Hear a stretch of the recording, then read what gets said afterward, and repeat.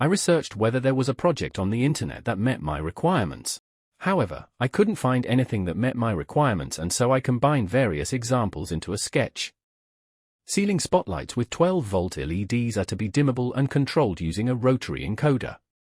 The brightness of the LEDs should also be adjustable using a slider on the smartphone. For this project I am using an ESP8266 and a few additional components.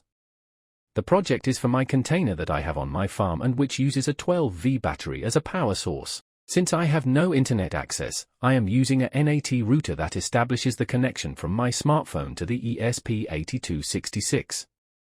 When I switch on the power supply to the ESP, it connects to the router. If the connection to the router is successful, the blue LED flashes at a heartbeat rhythm. Now I can either activate the LED light with the encoder or the smartphone. If I rotate the encoder or move the slider to the right, the lights become brighter. The yellow LED lights up. If I now press the push button, the lights are dimmed to 0. If I press the pull split button again, the lights are dimmed up to the last value.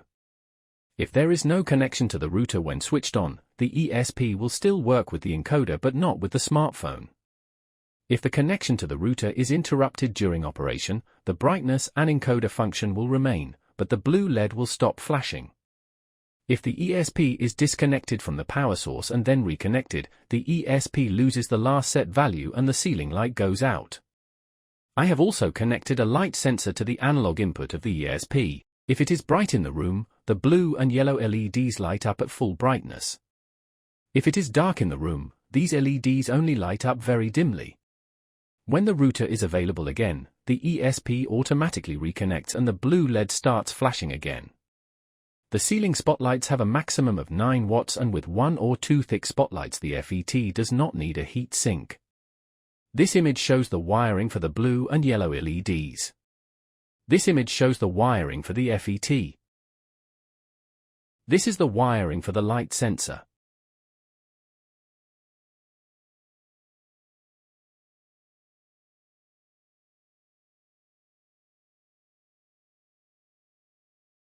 I connected a 5-volt regulator to the ESP, which also doesn't require a heat sink. All you need to do in the sketch is enter the router's credentials and adjust the static IP. You can find the router's IP by connecting your smartphone to the router and looking at the network details. You can find the link to the sketch on GitHub in the description.